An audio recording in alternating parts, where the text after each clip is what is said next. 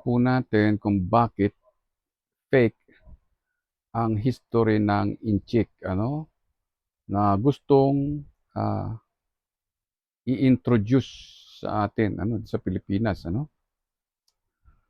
So ngayon ang kanilang, dahilan kung bakit gusto nilang sakupin ang Pilipinas dahil alam natin na yung ancestors daw nila yung founding father ng Pilipinas So patutunayan natin na hindi ancestors ng China ang founding father ng Pilipinas. So kasi ang mga nagsusulat ng kasaysayan ng Pilipinas ngayon ay mga PDP Laban yung mga, left wing ng PDP Laban at yan yung mga, komunista na tropa ni Duterte. So para ipaalam lang natin sa mga Inchik na hindi, tungkol sa ancestors ng China ang sinasabi ni Dr. Rizal kung hindi sa isang bansa na nasa rehiyon ng araw. Sinabi ni Dr. Rizal na hindi ancestors niya o pamilya niya yung nasa rehiyon ng araw. Okay? Dahil yung kanyang totoong pamilya wala sa rehiyon ng araw. Iniwan niya yun sa kanyang bansa. Okay? Hindi niya iniwan sa araw. Okay? So, dapat maintindihan ng Inchik na ang rehiyon ng araw ay hindi yan Chinese village. Ito ang sinasabi ni Dr. Rizal na rehiyon ng araw. So, dapat mahiya naman ang Inchik na hindi iniwan ni Dr. Rizal ang rehiyon ng araw sa ancestors ng Communist Party of China. So, ganon. So, hindi dapat natin paniwalaan yung istorya ng Communist Party of the Philippines, na dami ng Communist Party of China. So, ang sinasabi ni Dr. Rizal na kinaroroonan ng Pilipinas, ay malinaw na pinaliliwanag niya na makikita ito sa rehiyon ng araw at hindi sa province of China, Wala siyang bansa na iniwan sa province of China. Okay, so i-highlight lang natin 'tong mahalaga na keyword, Maliwanag na sinasabi ni Dr. Rizal na nasa rehiyon ng araw ang Pilipinas dahil sinasabi niya na I die under your sky, no? And in your enchanted land eternally sleep, Okay? Sinasabi din niya na let the moon see me, let the moon see me in a soft and tranquil light. Let the dawn send its fleeting radiance, So pinakikita niya na siya ay nasa rehiyon ng araw, yung kanyang bansa ay nasa rehiyon ng araw, Sabi niya, let the burning sun evaporate the rain, And then, sabi niya dito sa paragraph 12, your atmosphere, your space and valleys I'll cross, Ayan, ang sinasabi ni Dr. Rizal. Ngayon, i-highlight natin yan na ang kausap ni Dr. Rizal dyan ay hindi Inchik, kundi yung kanyang bansa, Sinasabi niya, ako ay may minamahal na bansa, nasa rehiyon ng araw. Okay?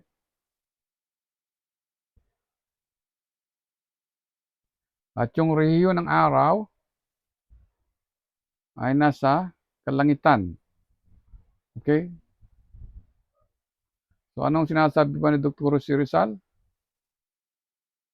Mhm. ang iyong enchanted land, okay, ay nasa ilalim ng kalangitan, ano? At ang sabi ni Dr. Jose Rizal ay, sana, ano, ay makita ako ng buwan, no? Hindi niya sinabing siya ay makita ng inchik, ano? At ang bukang liwayway ay magpadala ng mga sinag ng araw, no? Sa madaling araw o sa umaga, ano? Sa bukang liwayway. Okay? Ano ang sabi pa niya? Dito, ano? May sinabi pa si Dr. Jose Rizal dito, ano? So ito ay pagpapahiwatig na hindi tungkol sa environment ng province of China ang sinasabi niya, ano?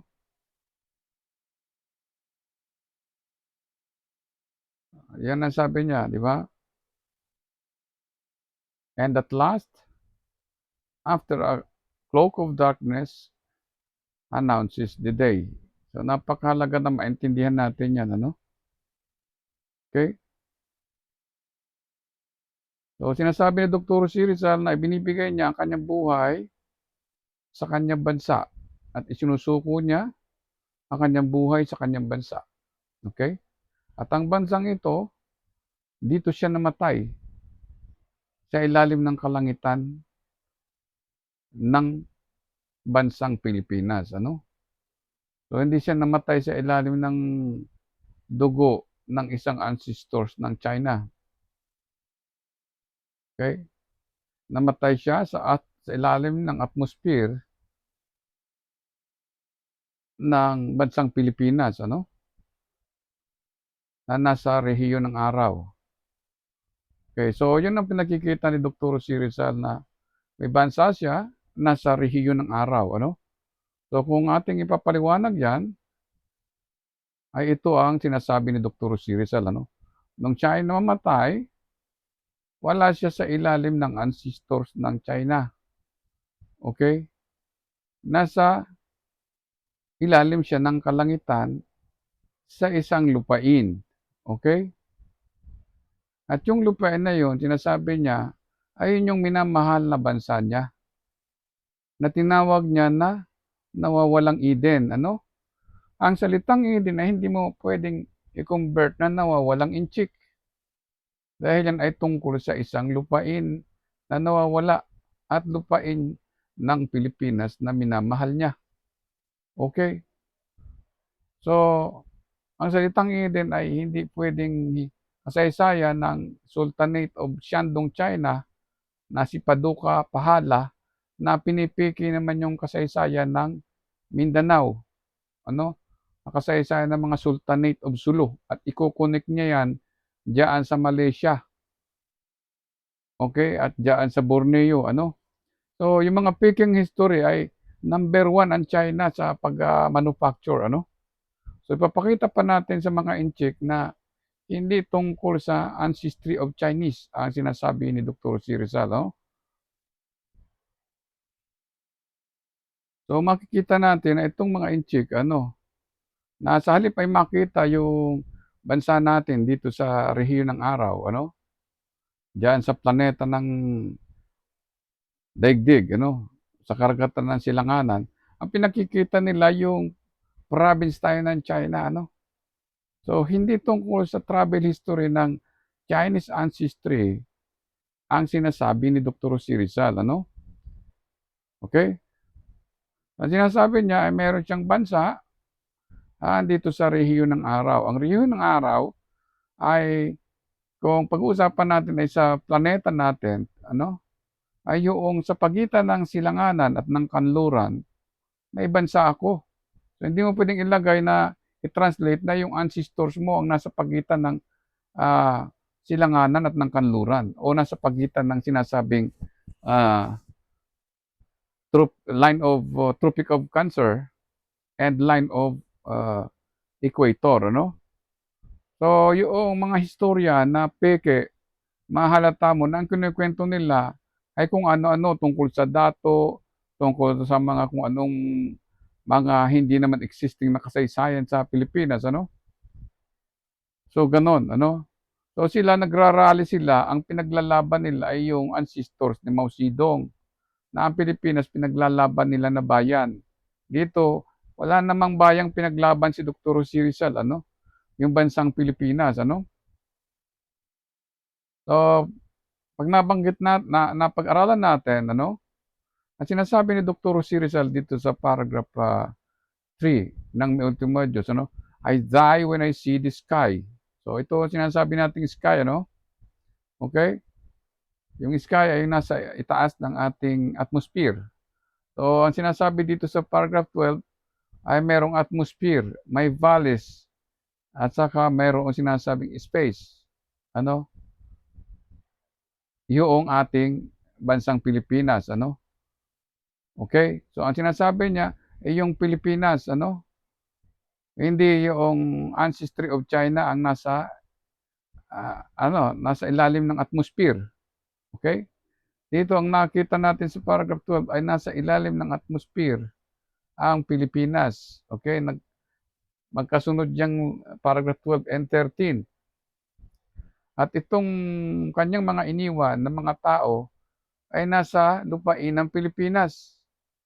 Okay, wala doon sa tiyan ni Domingo Lamco doon sa bayan ng Binyan, Laguna. Okay? Kaya hindi Binyan, Laguna ang nag-declare ng Independence Day o itong bayan ng Cavite, magiliw na bayan ng Kawit, Cavite ang nag-declare ng Independence Day. Si Dr. Jose Rizal, kasi sila yung nagbigay ng buhay, ano, sa bansa nila, ano. So gano'n. So sinasabi ni Dr. Jose Rizal dito ay, "I die when I see the sky has unfurled its color, and at last after a cloak of darkness announces the day." Okay, so yun ang hindi maintindihan ng mga inchik. Ano bang ibig sabihin nitong paragraph 13, paragraph 3, ano? So ang ibig sabihin niya, ano, na hindi magbabago ang kulay ng kalangitan, ano, ay dahil sa ang Pilipinas, kahit na lumipas ang panahon, ano, kahit yung makita natin dito, ano, buwan ng June, okay. Nandito ang ating planeta. Ibig sabihin nandiyan din yung ating bansa, ano, sa ilalim ng atmosphere niya, sa ilalim ng kalangitan. Sunod diyan, itong month of September, ano, nandito na naman ang Pilipinas, ano. Hindi yan puwedeng mag-cruise dito, hindi yan puwedeng tumalon kung saan, iikot lang yan dito pagdating ng December. Okay, kung pinanganak siya dito ng June, and then for 35 years ay umikot ang planetang daigdig kasama ang Pilipinas, ano, hindi ibig sabihin ay ang nakikita natin diyan ay si Kiyenan o ancestors of China. Ang nakikita diyan ni Dr. Jose Rizal ay yung Pilipinas, dahil yung Pilipinas lang ang sinasabing nandoon sa rehiyon ng araw. So kasama siya ng planeta pagdating dito sa March, okay, hindi nagbabago ang kanyang kulay, ang kalangitan. Ano, kung ano yung stars sa panahong ng March, yun din yung stars na nakikita niya diyan sa paligid during the night, ano, night and day, kasi ito star natin itong araw, ano. So pagdating ng kapanganakan niya, birthday niya, ano, so ibig sabihin naka-35 na birthday siya, naka-35 na ikat yung Pilipinas, nakasama niya, ano. So dito makikita natin in your enchanted land ng Pilipinas ang sinasabi, eternally sleep. So after 35 years, pinatay siya pagdating dito ng December. And then eternal sleep, natutulog siya sa Pilipinas. Kahit ilang ikot pa ng Pilipinas o ng planetang daigdig, ang kasama niya ay hindi ancestors ng China, yung Pilipinas, ano. So mangloloko talaga itong mga Fujian Chinese. Dapat ito hulihin ng Interpol at ipagkukulong diyan sa International Court. Yung kanilang mga monumentong, pekeng monumentong isiniris kay Dr. Jose Rizal ay i-ship back to China, ilagay sa crate at ilagay doon sa China.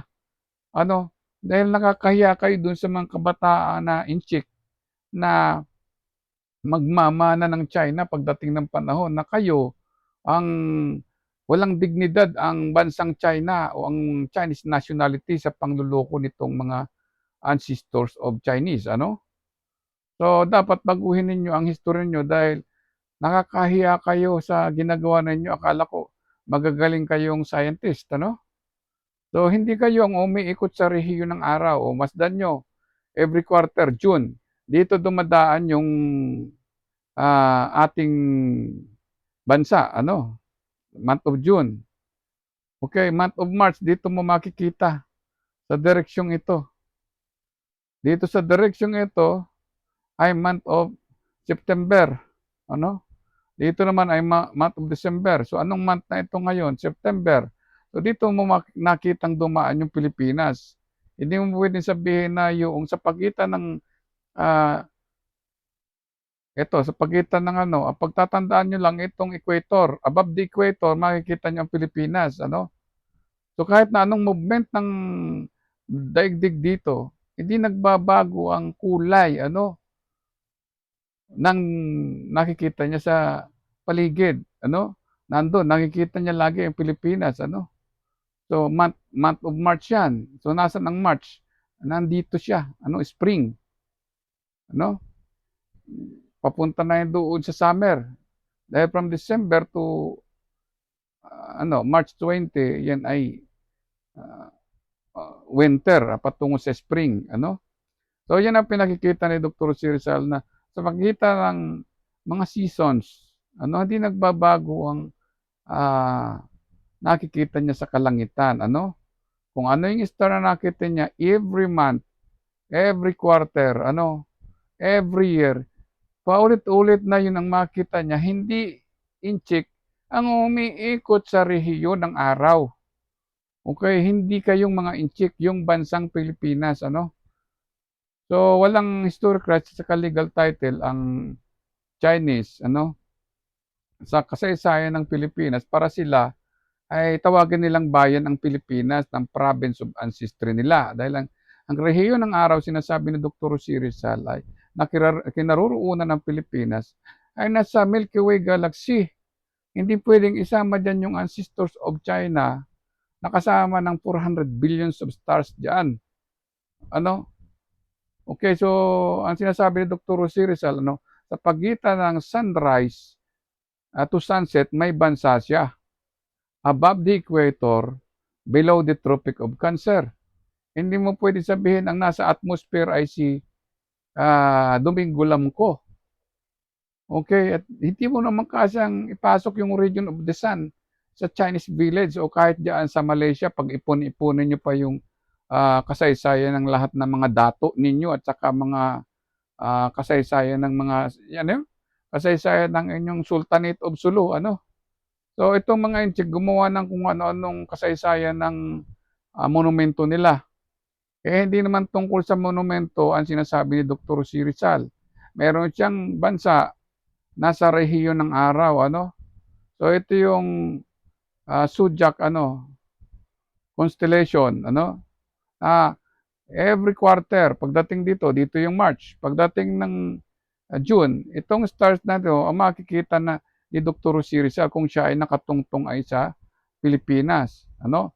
Sa itaas ng atmosphere makita niyang sky nandito. Hindi nagbabago 'yan. So kung pinanganak siya na yun yung star niya nandito, mamamatay siya na ang star ng December ang makikita mo hindi star ng Chinese, ano, star ng December. Ang ibig sabihin nun nasa rehiyon ng araw. Ano, let the bar, sabi ni Dr. Sirsal, ano, ako ay merong bansa nasa rehiyon ng araw. So, paano napatunayan ni Dr. Sirsal? Ay, umiikot daw ang mundo eh. From the cloak of darkness announces the day. Ang ibig sabihin nun ay pagdating ng paglubog ng araw, magkakaroon ng magdamag and then magbubuka ang liwayway. Ang makikita nyo, ano, ay yung Pilipinas, ano, sa silangan. Okay, ganon yon. So kahit nasa itaas kayo ng kalangitan o nasaan man kayo, ang Pilipinas ang tinutukoy niya na nasa rehiyon ng araw, ano. nasa ecliptic plane ano ng araw ang Pilipinas, kasama ng daigdig, kasama ng buwan. Kaya ang sabi ni Dr. Jose Rizal, no, dito ni Dr. Jose Rizal, I die under your sky, ano, and in your enchanted land eternally sleep. Ano, hindi mo pwedeng i-translate na yung Lost Eden ay enchanted blood ng ancestors of Chinese. Ano, kaya yung namimigay ng history dyan na ang Pilipino ay galing sa Austronesia ay hindi totoo. Ang Pilipino ay naandito sa Pilipinas. Dito sila matatagpuan, hindi sa Austronesian language, ano? So, tigilan nyo na yung pangluloko nyo dahil ang Pilipino ay hindi language. Yan ay nationality. Sila ay people, may dugo, may population, may generation, may magulang, may mother, may father, isang nation. Yan ang pinaliliwanag ni Dr. Jose Rizal, ano? So, ang sinasabi ni Dr. Jose Rizal, ano, nandito ang Pilipinas sa rehiyon ng araw. So, kung ito ang rehiyon ng araw, ano, hindi mo pwedeng paratangan na ang rehiyon ng araw ay naandun sa Chinese village, ano? Okay? So, ang sinasabi ni Dr. Jose Rizal, every year, makikita mo dito sa zodiac constellation, no? Every quarter, na ang Pilipinas ay makikita mo sa area dito. Dahil ito yung path nung araw, diyan mo makikita yung araw, ano, na dumadaan, doon sa ecliptic ng araw, sa ecliptic plane, nandun din yung buwan, nandun din yung Pilipinas, nandun din yung Earth, ano, at every day, 365 days, ano, ay magkakaroon ng dilim at liwanag. At ang nakikita mo lagi, hindi nagbabago yung mga bituin sa specific month ng taon. At kahit mag-ulit-ulit yan, ganot ganon pa rin. Ang tinitingnan ni Dr. Jose Rizal ay yung bansa niya, hindi yung ancestors ng China. Dahil si Dr. Jose Rizal, iniwan niya yung kanyang mga magulang sa kanyang bansa, sa Pilipinas, hindi doon sa Chinese village, ano? So ito ng mga inchik naman, naggawa ng kung ano-anong history, pinaglalagay dito sa street ng Manila, ng Luzon, mga monumento nila at kung ano-ano mga historical figure na ginagawa nila na palamuti lamang ano ng Chinatown, ano? So hindi ganyan ang magsabit kayo ng kalendaryo o kung ang tarpaulin diyan ay province ng China. Ano? So napakatatalino ninyo, ginagaya ninyo si Dr. Jose Rizal. Hindi naman si Dr. Jose Rizal nagpaka-inchik, ano? So, ito, ano, ang pinakikita ni Dr. Jose Rizal ay bansa niya nasa rehiyon ng araw. Hindi yung naglagay kayo ng mga monumento ng tatay nyo, asawa nyo, kapatid nyo, binago niyo yung mga streets ng Pilipinas, nilagyan nyo ng mga streets name ng ano nyo, ancestry o political ano, yung mga political gang nyo, ano, o fraternity, sa inyo na ang Pilipinas, ano. So, ang pinakikita ni Dr. Jose Rizal ay hindi mga monumento ng Chinese. Okay? Kung hindi yung bansang Pilipinas, ano. So, ito ay puro kalokohan ginawa ng mga Communist Party of the Philippines, ano. Kaya nagwawala yung China dahil akala nila na ang Pilipinas ay kanila na dahil ang daming Chinese monuments, ano. Halos mga Fujian Chinese ang naglalagay dito ng mga monumento nila. So, hindi, walang katotohanan yan, ano. Ang pinakikita ni Dr. Jose Rizal ay hindi itong mga taong ito, hindi yung mga monumento nila, kundi yung bansang nasa rehiyon ng araw. So, dapat maintindihan niyan itong mga inchik para tumigil na sila, ano, at yung terorismo ng Communist Party of the Philippines, tigilan niya na nila. Dahil gaganti sa inyo ang mga Pilipino, mauubos kayo, kawawa kayo, bumalik na lang kayo sa China. Ano, ang sinasabi ni Dr. Jose Rizal, may bansa ako sa lahat ng seasons. Ano? So, ito ang pinapaliwanag ni Dr. Jose Rizal, ano? Hindi yung Communist Party of the Philippines, yung Kabataan Makabayan, sila yung nasa rehiyon ng araw. Ano? So, yung 4 seasons na na-experience ng Pilipinas habang nasa rehiyon ng araw. Ito yung sinasabi ni Dr. Jose Rizal sa paragraph 3, ano, na yung Pilipinas ay nasa rehiyon ng araw sa ilalim ng atmosphere, ano, sa karagatan ng silanganan, ano. So hindi yung karagatan ay nasa China, ano. Yung karagatan nasa silanganan, yung China na andun sa northwest. Silanganan ang sinasabi ni Dr. Jose Rizal. Okay? Ibig sabihin, hindi doon sa kabila, nandito sa kabila, nasa Eastern Hemisphere, ano? So, yan ang sinasabi ni Dr. Jose Rizal, ano? Okay? Hindi yung nasa rehiyon ng araw. Yung rehiyon ng araw, yun ang naandun sa Malaysia o nasa Chinese village. Okay? So sila, ang ginawa nila, nilagay nila yung sarili nila doon sa kung ano-anong mga patay na dinadala nila dito para isuko yung Pilipinas doon sa China at magkaroon ng twinning of city at twinning of history ang province ng China at ang bayan daw ng Pilipinas, ano? So hindi naman tinawag ni Dr. Jose Rizal na bayan ito ng Inchik, ano? O bayan ng province of China. Sinabi niya, ito ay bansa ng ating Diyos, lupain ng ating Diyos. Ano? So maliwanag na hindi ito lupain ng Chinese ancestors, ano? So pinalalabas nila na magkaroon ng historical and legal title yung ancestors nila at yung ancestry nila ay naglagay sila ng mga monumento, ano? So yung sinasabi ni Dr. Jose Rizal na let the burning sun evaporate the rain, ano? So nagsisimula yan from the cloak of darkness to the newly born light, ano? Yun yung newly born light. So kung habang umiikot ang ating planeta sa kanyang ah, orbital path dito sa solar system, o sa region of the sun, ito ang nangyayari, ano? Dumadaan siya sa ecliptic, ano? At yun namang ating planeta nasa ecliptic plane, ano? So yun yan.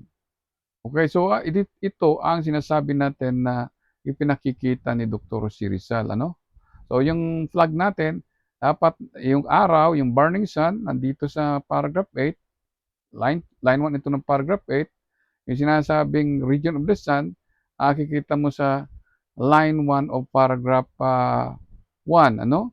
At sinasabi niya yung 3-star, yung Luzon, Visayas at Mindanao, yun yung sinasabi nating nasa ilalim ng atmosphere at yun yung Pilipinas.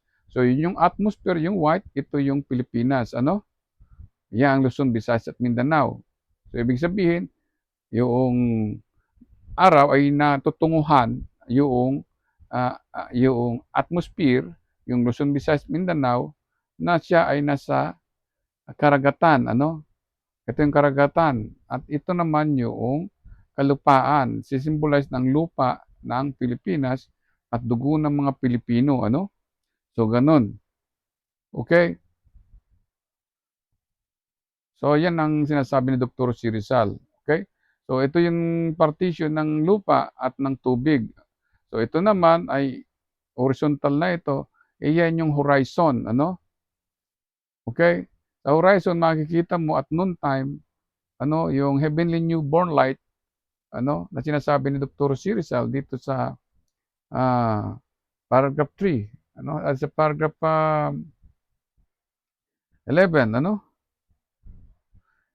heavenly, heaven, new heavenly born light, ano, okay, let the moon see me, let the moon see me in a soft and tranquil light. Let the down send its fleeting radiance. Ano, yun yung fleeting radiance niya. Okay? So, meron ditong sinasabi na si Dr. Rizal na ipakikita natin, ano? Okay? New heavenly born light, nasa paragraph 3 yan. Okay? So, sa paragraph 3, okay? I die when I see the sky has unparted its color. And at last, after a cloak of darkness announces the day. Okay? If you need scarlet to tint your down, shed my blood, pour it as the moment come, and may be gilded by a reflection of new heavenly born light. So, yun yung sinasabi ni Dr. Jose Rizal, ano? Okay? So, pinatutunayan lang dito ni Dr. Jose Rizal na kahit patuluin mo ang kanyang dugo ano, kung mamatay man siya hindi magbabago yung kanyang sinasabi, okey? Kahit na dumating ang bagong araw ano, ibig sabihin niya, iisa ang kanyang hindi siya nagbabago ng sinasabi. Yung pagmamahal niya sa bansang Pilipinas, yun ang kanyang pinatutunayan ano, okey? Kahit na siya magbuhos ng dugo, wala siyang ibang sinasabi kundi ang Pilipinas ay nasa rehiyon ng araw sa ilalim ng atmosphere ng karagatan ng Silanganan. So ito yung karagatan ng Silanganan, okey? Ito yung sinasabing Eden, yung lupain ng Pilipinas, okey? Na puno ng dugo ano, o buhay na binigay sa atin ano. So yun ang meaning nun ano. So ganyan, hindi yung history ng ancestors ng China na travel history ng, ancestry ng China sa karagatan ang sinasabi ni Dr. Jose Rizal, Dahil ang Pilipinas hindi naman yan naglalakbay doon sa Fujian patungo sa Malaysia. Ang naglalakbay ang Pilipinas kasama ng ating, daigdig, okey? Kasama ng ating, ah, planeta doon sa rehiyon ng araw ano, okey? So hindi mo puwedeng sabihin na yung rehiyon ng araw, yung buwan, yung, sinasabing atmosphere, eh, kasamang dumating ng Chinese ancestors dito sa Pilipinas. Okey, so yung mga fraternity nila na itinatag nung during the time nung Espanyol ano, na existing hanggang ngayon, ayun yung nanggugulo dito sa Pilipinas ano. Sabi ni Dr. Jose Rizal sa paragraph, 12 ano, "Your atmosphere, your space and valleys all cross." So ang sabi ni Dr. Jose Rizal ay, "Ikaw o aking bansa, lupain ng aming Diyos, ang iyong atmosphere." So gaano kataas yung atmosphere ano? Ang atmosphere ay may limang partition ano, mula sa baba pataas or mula sa taas pababa ano. So yung sa taas, pinakamataas yung exosphere. Outside of exosphere, doon mo na makikita yung iba na ang pressure diyan ano. So sa labas niyan ay siyempre yung mga stars ano. Okey, so itong sunod, exobase ano, thermosphere ano, sa mesosphere at saka, stratosphere, then ozone layer 'no, and then yun na yung, pinakang breathable na, portion ng atmosphere dito sa daigdig ano, yung 14.5 PSI ang pressure ano.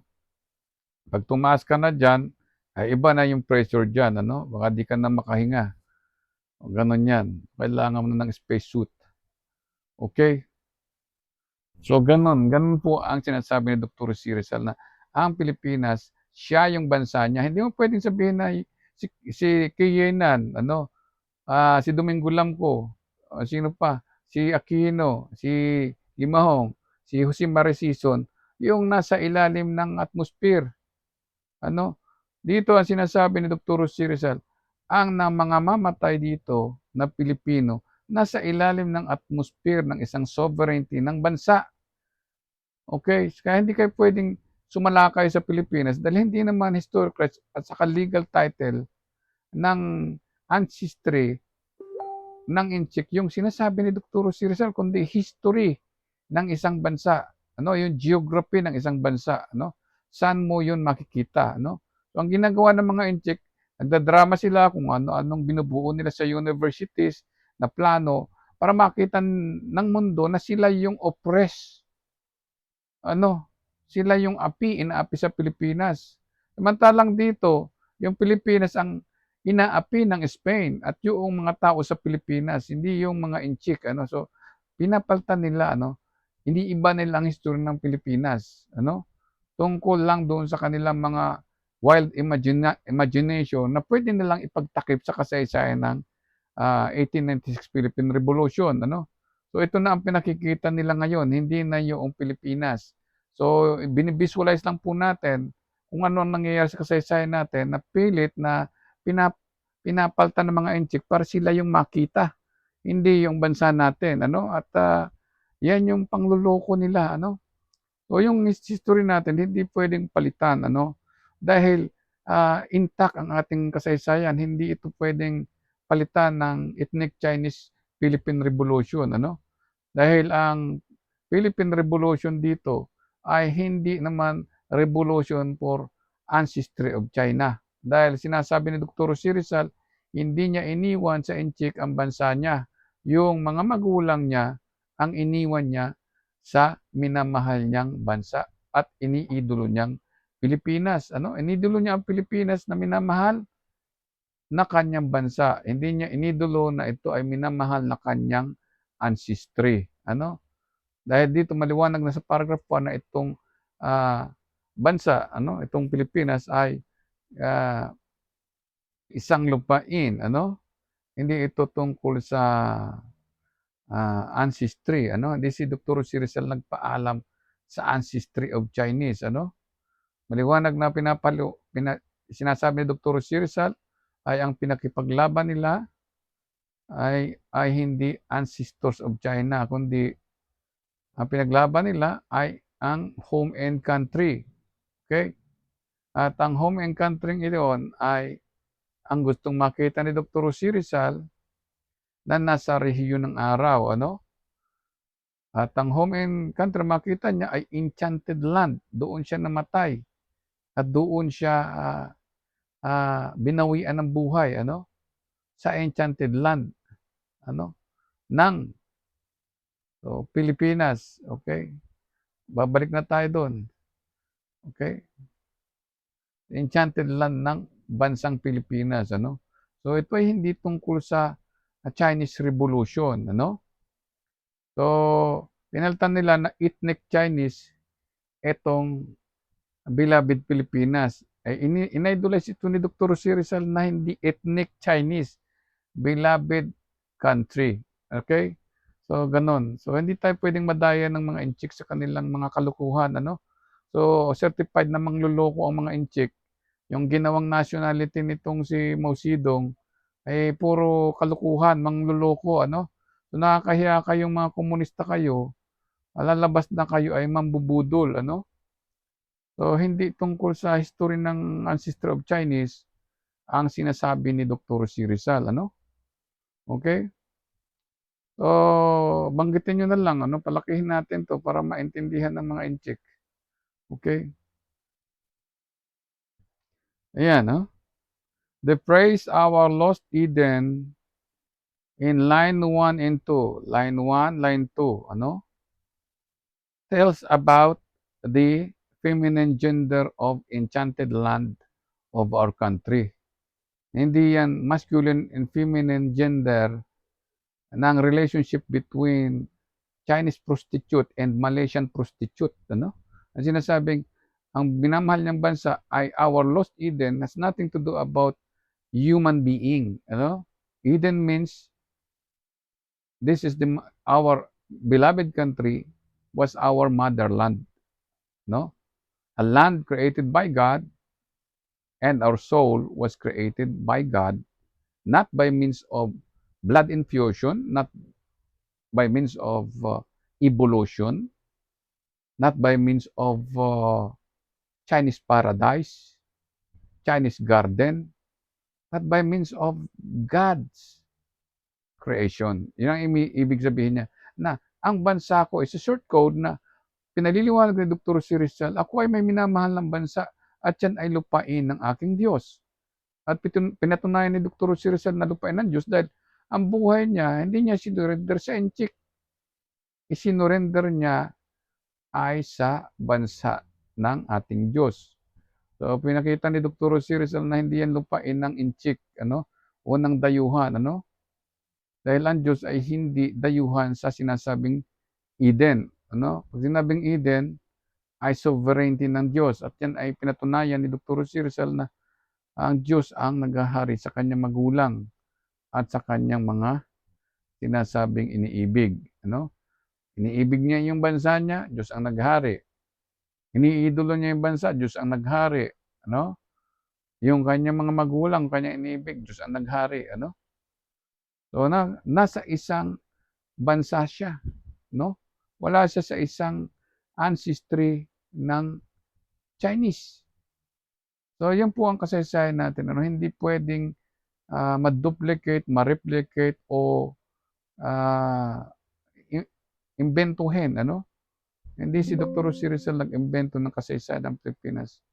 Ang sinasabi niya ay meron siyang bansa ay nasa rehiyon ng araw ano. So, ang rehiyon ng araw ay yung araw natin, yung umiikot na yon ano, andiyan ano, umiikot yan dito, okey?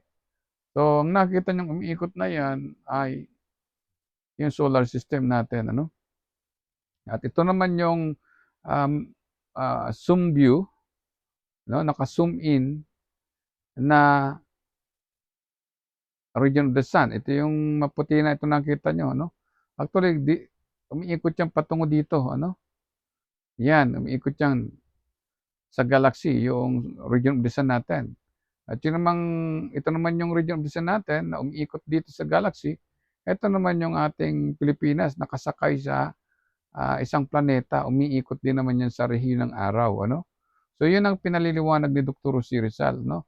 So itong region of the sun ano, na kasama ng araw yung, 399 billions of stars ano, ika-400 billion of stars itong ating, burning sun, yung nasa paragraph 8.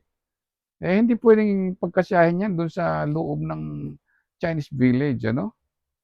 So nakakahiya yung history ng Inchik ano. So nananawagan tayo kay BBM ano na hulihin na yung mga fake historian.